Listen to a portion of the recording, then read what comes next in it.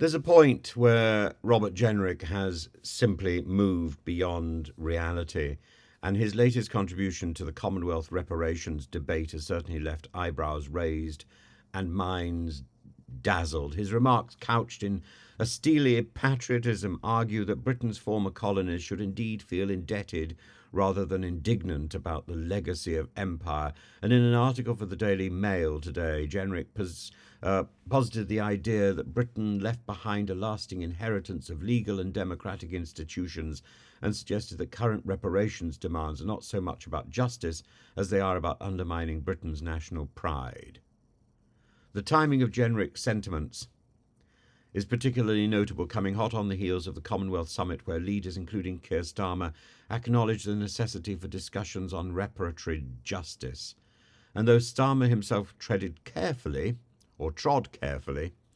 preferring to look forward, Jenrick swiftly criticised him for capitulating to what he describes as leftist forces aiming to tear down Britain, and this stance has only sharpened the division between British political circles regarding reparations. Jenrick's argument centres on a highly selective view of history. While he acknowledges the crimes of colonialism, he argues that many of the colonised regions were hardly idyllic societies in the first place, some involved in slave trade itself, and that Britain, though a supposedly benign intervention, introduced order, law and Christian values, and this, Jenrick insists, created the democratic structures that former colonies are said to owe Britain gratitude to for today, a claim that is as sweeping as it is simplistic.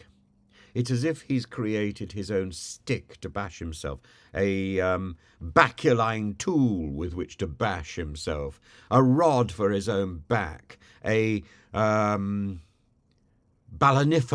bahadur of banality.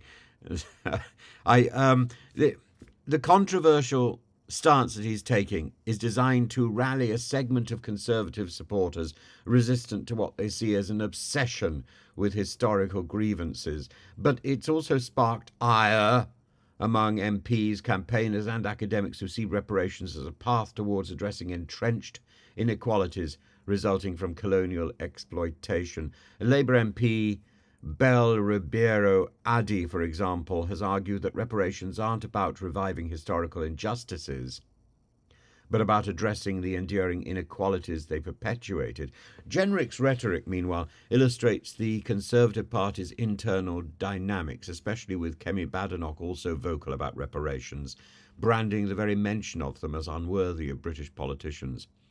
Both candidates' positions reflect a refusal to revisit historical injustice, casting the reparations movement as an assault on Britain's national identity rather than a step towards accountability.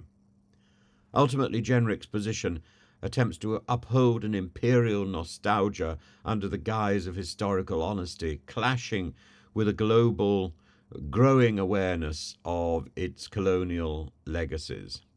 His dismissal of reparations as pseudo-Marxist gibberish and his insinuation that universities have become an ideological echo chamber further positions him as a staunch defender of empire, a move that may rally a certain faction of Conservatives but yet isolates Britain within a Commonwealth increasingly vocal about seeking redress from its colonial past.